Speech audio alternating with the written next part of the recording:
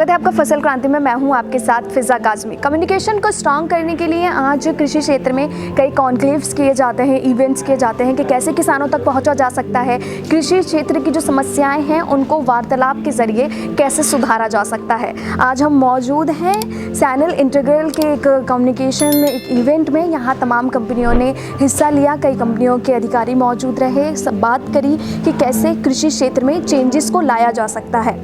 आज हमारे बीच मौजूद हैं तरुण भार्गव जी, चीफ ऑपरेटिंग ऑफिसर हैं। सर बहुत बहुत स्वागत है आपका फसल क्रांति में। आपसे पहला सवाल हमारा यही रहेगा तरुण जी कि किस तरीके से आपको क्या लगता है कि कृषि क्षेत्र में ऐसे कॉन्क्लेव्स कितने इम्पॉर्टेंट हैं आज के दौर में?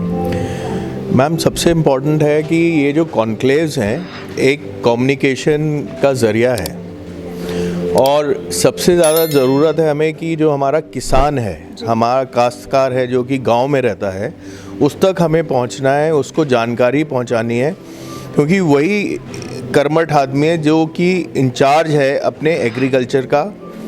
और जब हम बात आजकल करते हैं सस्टेनेबल एग्रीकल्चर की, स्मार्ट एग्रीकल्चर की या सस्टेनेबल डेवलपमेंट की, और आपको पता होगा ज़ीरो हंगर जो है एक सस्टेनेबल डेवलपमेंट गोल है यूएन का, तो उसको अचीव करने के लिए हमें फार्मर को इक्विप करना है इंफॉर्मेशन से।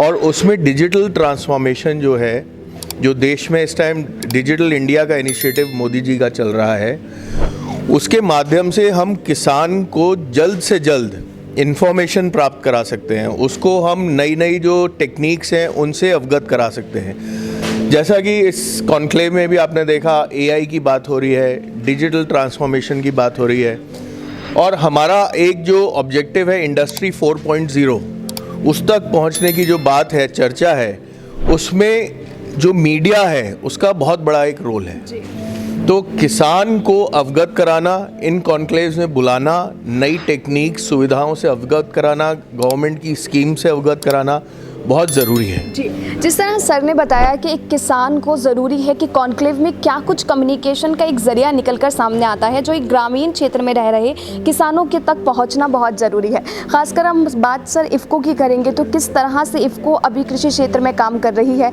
या फिर कैसे आप रूरल क्षेत्र में रह रहे किसानों तक अपने उत्पाद को पहुँचाने का काम कर रहे हैं? मैडम, जो इफ़को है, इफ़को एक इंडियन फार्मर्स फर्टिलाइज़र कोऑपरेटिव है और ये संस्था है जो कि 4 करोड़ किसानों से जुड़ी हुई है और 36,000 कोऑपरेटिव सोसाइटीज़ से जुड़ी हुई है। इफ़को की जो रीच है वो भारत के हर छोटे से छोटे गांव तक है, चाहे वो कश्मीर हो, चाहे कन्याकुमारी हो, चाहे उधर उड़ीसा हो, चाहे वेस्ट बंगाल हो, चाहे नॉर्थ ईस्ट हो।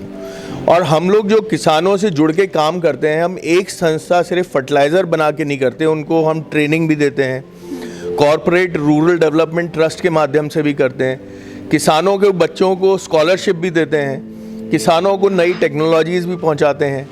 और इफ़को मैं आपको बताना चाहूँगा कि भारत में ही नहीं, विश्व स्तर पे भी नंबर 1 कोऑपरेटिव के रूप में जाना जाता है और रैंक किया गया है नंबर 1 कोऑपरेटिव। और रिसेंटली जो नैनो यूरिया, मोदी जी काफ़ी आप सुनते होंगे, हमारे प्रधानमंत्री जी नरेंद्र मोदी बात करते हैं नैनो यूरिया की, वो नैनो यूरिया भी दुनिया में पहली बार इफ़को ने ही इन्वेंट किया है। तो हम हर प्रकार से, क्योंकि इफ़को जो संस्था है वो for the farmers, by the farmers end of the farmers है, तो ये फार्मर ओरिएंटेड, फार्मर सेंट्रिक हमारी सारी स्कीम्स और फिलॉसफी है। जी सर, अगर हम बात करें नए उत्पादों की, क्या किसानों को उन उत्पादों पर भरोसा काफ़ी इम्पॉर्टेंट है? एक उत्पाद पर नए भरोसे किस तरह से किसानों तक किया जा रहा है, या उन तक पहुंचने के लिए कैसी नई तकनीक का सहारा लिया जा रहा है? अभी रिसेंटली हमने, जो कि नरेंद्र मोदी जी का आपने सुना होगा, ड्रोन दीदी, उसमें इफ़को ने 1000 ड्रोन खरीदे हैं और गांव-गांव में